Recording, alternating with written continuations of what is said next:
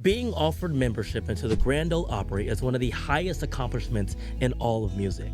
It's also one of the hardest invites to receive. Today, we're taking it back to when Vince Gill would become one of the youngest to be awarded that honor. Welcome back to CMA's This Week in Country Music History. Vince Gill's dream of playing in the circle began well before his move to Nashville. As a child, Vince and his family would gather around the radio to listen to the Grand Ole Opry at their home in Oklahoma.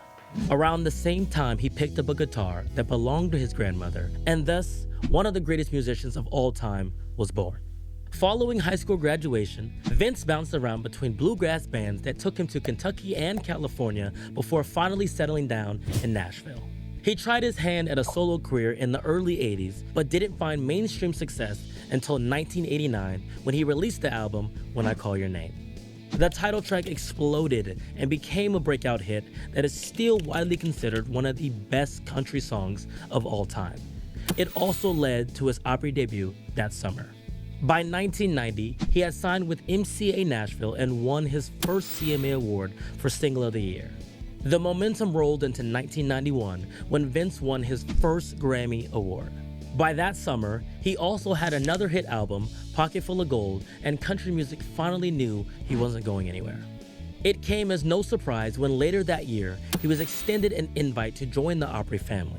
On August 10, 1991, country legend Roy Acuff formally inducted Vince Gill as the newest member of the Grand Ole Opry.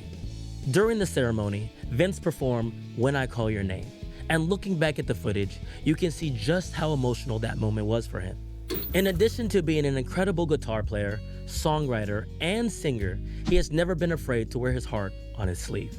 Years later, Vince said one of the greatest benefits of Opry membership wasn't the recognition. It was getting to spend time backstage with legends like Roy Acuff, Little Jimmy Dickens, and Bill Anderson, where he heard stories and learned directly from the people who built country music. More than 3 decades later, Vince Gill is still one of the Opry's most cherished members. He's become the kind of artist younger performers look up to, just like he once looked up to Roy Acuff. That's really what the Grand Ole Opry is all about. It's more than a stage, it's a family. And on August 10th, 1991, Vince Gill officially became part of it. That's This Week in Country Music History. Come back next week when Brooks and Dunn solidified their place on the top of the charts.